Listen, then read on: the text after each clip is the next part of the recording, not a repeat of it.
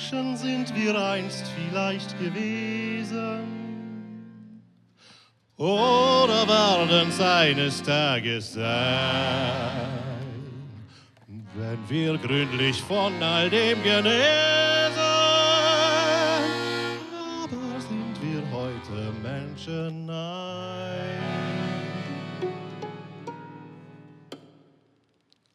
Wir sind der Name auf dem Reisepass. Wir sind das stumme Bild im Spiegelglas. Wir sind das Echo eines Rasenschlags und Widerhall des Toten Widerhalls.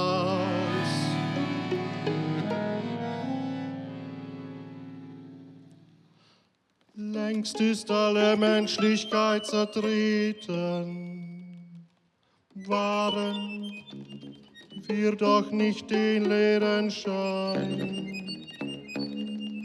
Wir in unseren euch-verstänkten Städten, sollen wir uns Menschen nennen? Nein.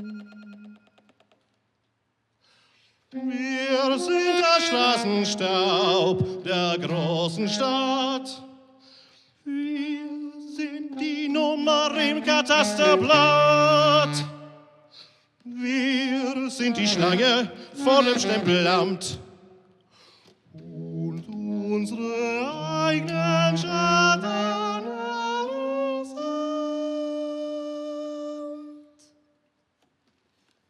Soll der Mensch in uns sich einst befreien? Hilft dafür ein Mittel nur allein.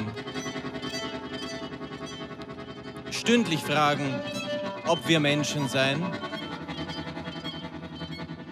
und stündlich uns die Antwort geben, nein.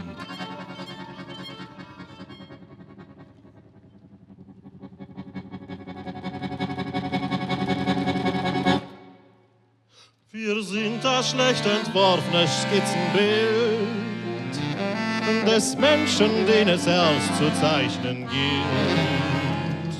Ein armer Vorklang nur zum großen Lied. Ihr nennt uns Menschen, wartet noch damit.